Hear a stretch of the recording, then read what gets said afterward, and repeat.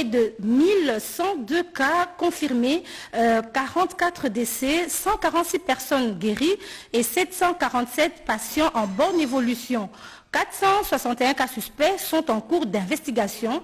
Cette information nous provient du secrétariat technique du comité multisectoriel de la riposte à la pandémie du Covid-19 en République démocratique du Congo.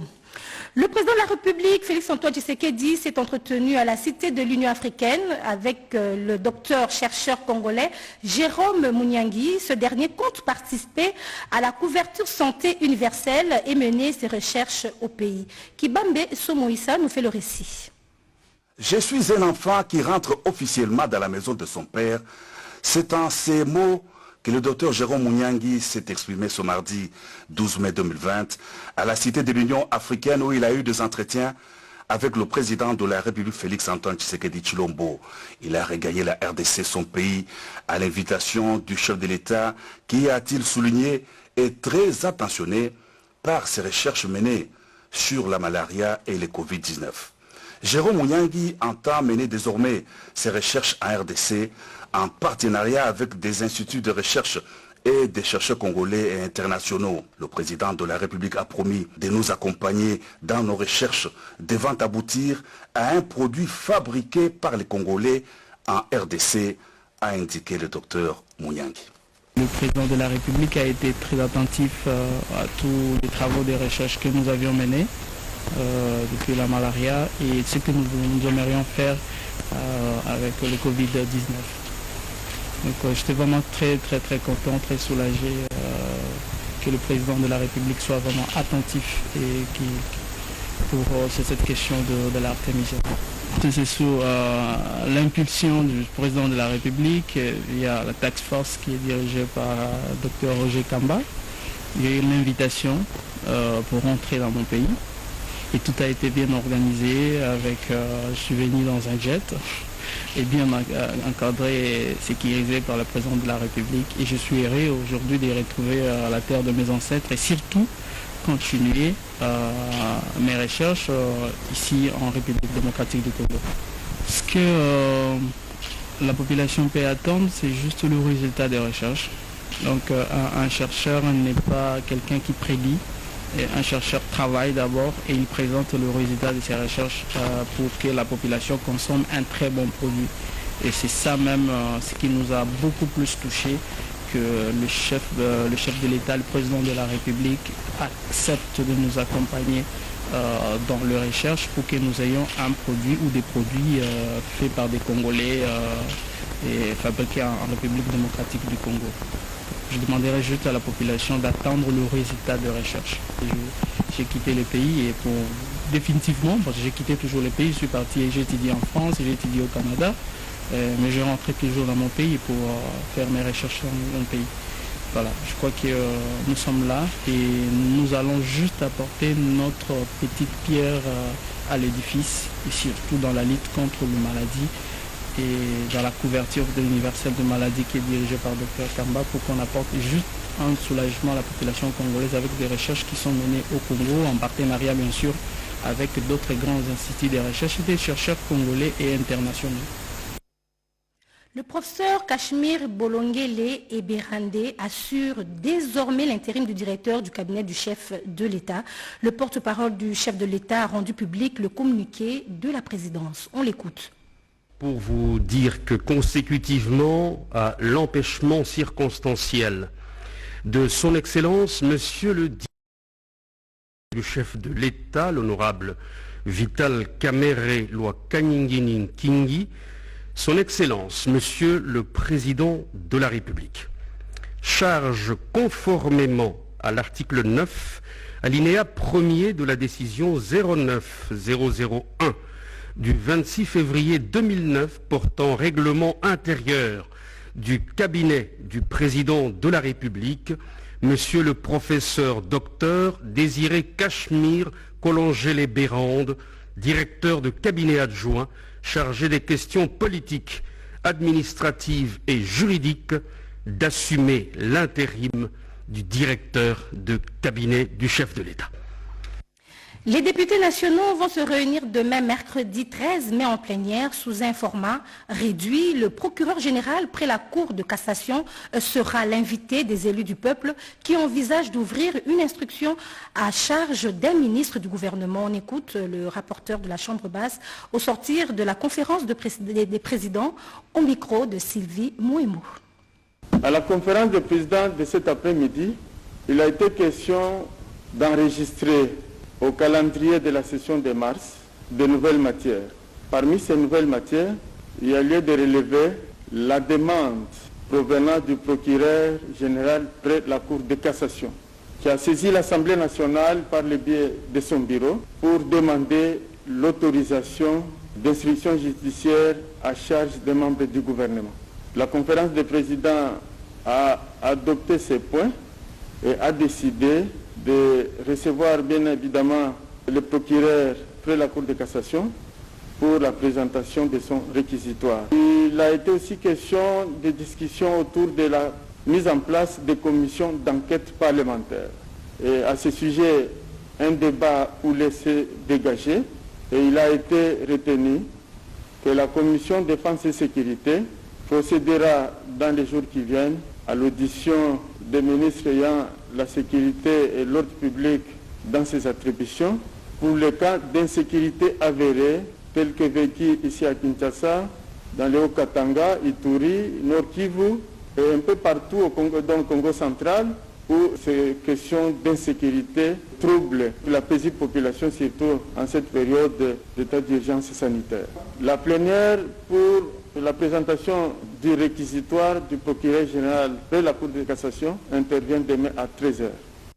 Et au Sénat, les élus de Kinshasa ont conçu un master plan pour le développement de la ville-province Kinshasa, rapport de leurs vacances parlementaires. Ce support était présenté au président du Sénat. Le point avec Dada Chabani. Comment rénover la ville-province Kinshasa et faire face aux problèmes liés à son urbanisation, à la circulation de la population, à l'insalubrité, à des transactions commerciales et à l'insécurité. Les master plans conçus par les sénateurs élus de Kinshasa comme rapport de leurs vacances parlementaires est une réponse à ces problématiques. Ces master plans, qui constituent une feuille de route pour le développement de la capitale de la République démocratique du Congo, étaient présentés au président du Sénat, l'honorable Alexis Tambo Mwamba.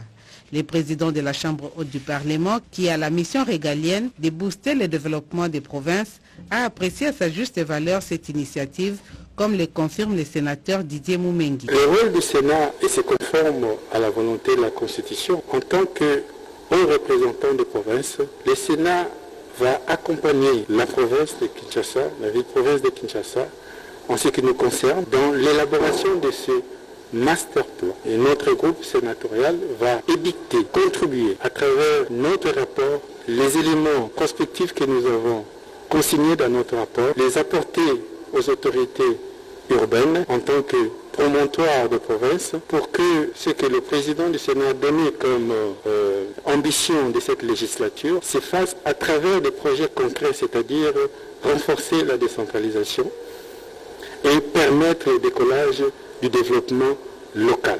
Le président nous a demandé d'être un groupe provincial d'avant-garde et de présenter un rapport de vacances parlementaires soit à la hauteur des ambitions de cette législature, c'est-à-dire un rapport qui dresse le cadre général du renforcement de la décentralisation.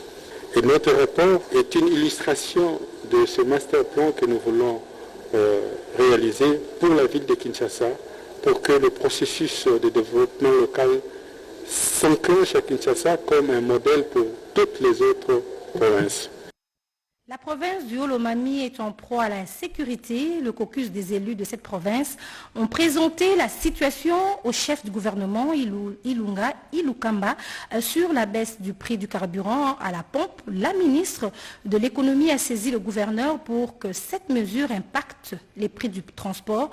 C'est le vice-premier ministre, ministre du budget, qui l'a annoncé à l'issue de la réunion de conjecture de ce mardi. Françoise Boulabouaki, Pompomba ont signé ce reportage. Il pleut des cordes sur Kinshasa depuis l'aurore et le comité de conjoncture économique affiche complet. La baisse du prix du carburant à la pompe est effective. Cela fait suite au compromis trouvé par le gouvernement avec les pétroliers. Ce mardi 12 mai 2020, à l'issue de la réunion, le vice-premier ministre, ministre du Budget, Jean Baudouin-Maillot, indique que le gouvernement a saisi les gouverneurs pour que cette mesure sociale produise des effets. Le gouvernement, par la ministre, a contacté tous les gouverneurs de province pour faire baisser le prix des transports, étant donné que lorsqu'un élément important de la structure des prix varie au-delà de 5%, il est de bonne loi que la structure soit revue. Et aujourd'hui, nous attendons des autorités politico-administratives, après négociation avec les associations de chauffeurs, la fixation de prix pour de nouveaux prix pour permettre à la population d'économiser un peu en termes de ménage. Sur le confinement de la Gombe, centre des affaires, une réunion est annoncée autour du chef du gouvernement pour apprécier la décision. Dans le même décor, le Premier ministre Ilunga Ilunkamba a eu une oreille attentive pour le caucus des élus de Lomami. Nous avons abordé la grande question à laquelle la province est confrontée, celle de l'organisation des élections du gouverneur et des vice-gouverneurs. Parce que nous voulons que notre province soit gérée de sorte qu'elle puisse décoller sur le plan du développement. Et ensuite, nous avons parlé de la situation d'insécurité qui sévit dans les territoires de Kanyaman. Il y a des démobilisés qui insécurisent la paisible population. Nous avons abordé cette question et le Premier ministre nous a prêté l'oreille attentive et a promis d'apporter des solutions appropriées à chacun des problèmes. Malgré la présence du Covid-19 qui impose un fonctionnement inhabituel, la République n'attend pas. Le Premier ministre reste attentif aux préoccupations du Congo profond. Parlons santé, la communauté internationale a célébré ce mardi 12 mai la journée de l'infirmière. En République démocratique du Congo, le coordonnateur national de la cellule de riposte, Jean-Jacques Mouyembe, a mis en accent particulier sur le rôle des infirmiers et infirmières en matière de lutte contre le Covid-19. Mireille Koumbassigny sur reportage. En République démocratique du Congo, les infirmiers et infirmières sont sur la ligne des fronts en matière de lutte contre les pandémies et épidémies et surtout sur la lutte contre le Covid-19. Le professeur Jean-Jacques Mouyembe fait sa lecture sur l'apport de l'infirmière dans la lutte contre le Covid-19.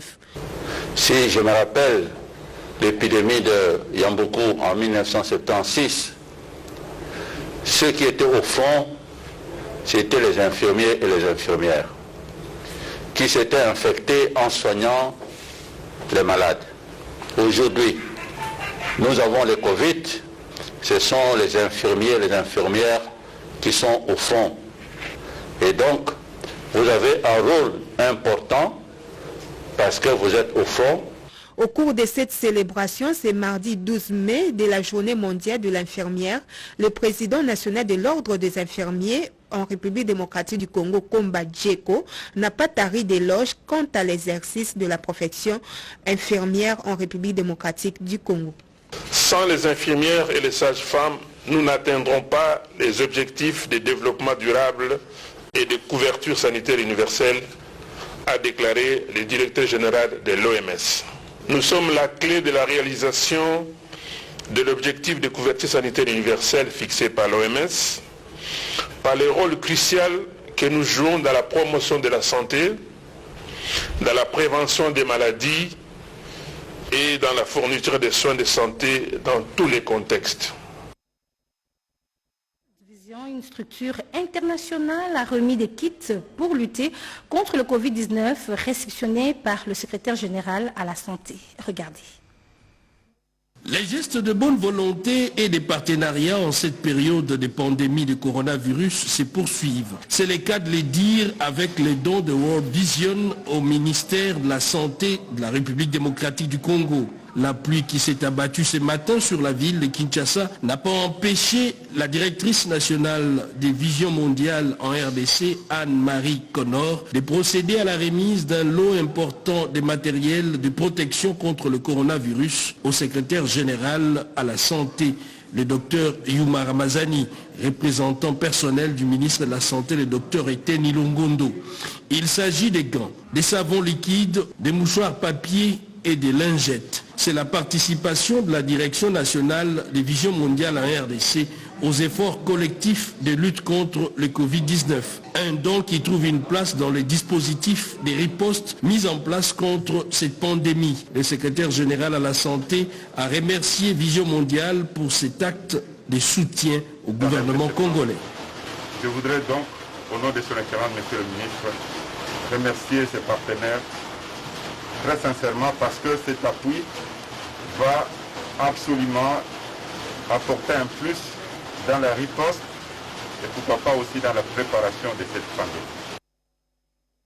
De l'évacuation des produits agricoles vers les grands centres de consommation, sujet au cœur des échanges entre le ministre du Développement rural, Guy Mikouli, le vice-ministre du Plan, Fridolin Kita, et le député national, Antoine Ngoda. Les précisions dans ce commentaire de Cédric Kenina. À défaut de routes praticables, la rivière Nkissi, voie navigable, pourra servir à l'acheminement des produits agricoles du Congo central vers Kinshasa. Il faut donc plus de moyens pour évacuer plus de produits agricoles. Le député national Antoine Ngoda, qui a toujours reçu l'appui du vice-ministre du Plan Freddy Kita, en a discuté avec le ministre du Développement rural Guy Mikouli. Projet agricole porté par Antoine Ngoda, accompagné par le gouvernement de la République. Je suis venu voir le ministre du Développement rural. C'est tout simplement dans le cadre de la continuité des projets que nous avons commencés, donc qui sont de pouvoir accompagner la population. Le vice-ministre qui nous a accompagnés a demandé donc nous puissions voir donc le ministre du Développement rural. Et en parlant avec le ministre du Développement rural, il nous a dit dans ce que nous faisons, dans ce que nous projetons, dans la vision que nous avons, il y a un programme, donc eux ils s'appellent donc PROADER, donc un projet d'appui au développement intégré de l'économie rurale. Et c'est comme ça que le ministre a pu développer en disant que non, nous pouvons vous appuyer dans ce que vous êtes en train de faire, en travaillant donc ensemble et en bénéficiant de cet appui finalement donc du gouvernement donc qui existe, nous pouvons réellement apporter un développement, apporter un accompagnement à cette population. Un partenariat public-privé qui va à coup sûr aboutir à une fluidité dans le transport des marchandises des milieux ruraux vers les grands centres urbains de consommation. Et Kinshasa en serait alors la plaque tournante. La jeunesse peut jouer un rôle important dans le changement de comportement de la communauté face au Covid-19, raison pour laquelle un concours chanson vient d'être lancé à l'initiative de la délégation générale à la francophonie. C'est ce lundi 11 mai, dans une cérémonie en ligne, compte tenu de la situation du Covid-19, que le concours Jeunes Talents francophones contre le Covid-19 a officiellement été lancé. L'ambassadeur du Canada, en sa qualité de président du groupe des ambassadeurs francophones en RDC, les représentants pays du Fonds des Nations Unies pour la population et d'autres partenaires qui accompagnent la délégation générale à la francophonie pour la réussite de cette activité ont pris part à cette cérémonie. Ces concours qui s'inscrit dans le cadre des activités marquant le 50e anniversaire de la francophonie célébré le 10 mars dernier est un appel à la jeunesse à s'impliquer dans la riposte au Covid-19 en mettant en musique dans une vidéo des messages de sensibilisation pour mettre fin à la propagation de la maladie qui à ce jour a déjà touché plus de 1000 personnes en RDC selon les sources officielles. Et dans la sensibilisation, bien entendu, il y a ceux qui sont sensibilisés et il y a ceux qui sensibilisent. Donc nous ajoutons juste un plus pour que dans l'ensemble, on peut jouer un impact et véritablement arrêter la propagation de la pandémie qui sévit pour le moment à travers le monde. Les concours Jeunes Talents francophones contre le Covid-19 concernent la population de 18 à 35 ans répartie sur toute l'étendue de la RDC. Au-delà des prix à remettre aux gagnants, ces concours veulent avant tout réveiller la conscience des jeunes sur le rôle d'acteurs des changements qu'ils peuvent jouer dans la communauté. Et le ministre de l'économie nationale a dernièrement visité le deuxième convoi des denrées alimentaires à l'état-major du corps logistique des FARDC. L'approvisionnement de la ville de Kinshasa en cette période de confinement préoccupe les chefs de l'État. Pour y remédier, qu'il a mis en place un mécanisme approprié consistant à acheter des vivres pour approvisionner la capitale. Voilà qui explique l'arrivée à Kinshasa du deuxième convoi du programme alimentaire d'urgence de la présidence de la République, c'est jeudi 7 mai 2020. Les vivres ainsi achetés viennent inonder les marchés de la capitale en biens de première nécessité sur ordre du président de la République, commandant suprême des forces armées de la République démocratique du Congo. Parti de Kinshasa le 29 avril 2020, tard dans la nuit pour la province du Congo central, ce convoi a effectué les achats à Kimpese et ses environs à la grande satisfaction des producteurs et agriculteurs. Pour s'en rendre compte, le ministre de l'économie nationale, Madame Akassia, a visité les convois ce samedi 9 mai 2020 à l'état-major du corps logistique des forces armées de la République démocratique du Congo.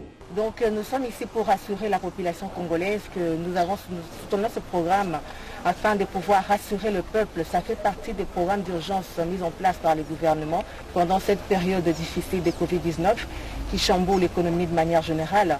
Et donc rassurer notre peuple de l'approvisionnement, d'un approvisionnement permanent des produits de première nécessité qui viennent du Congo central. Sur le marché, nous savons que le sac de manioc varie entre 180 000 francs à 100 000 francs.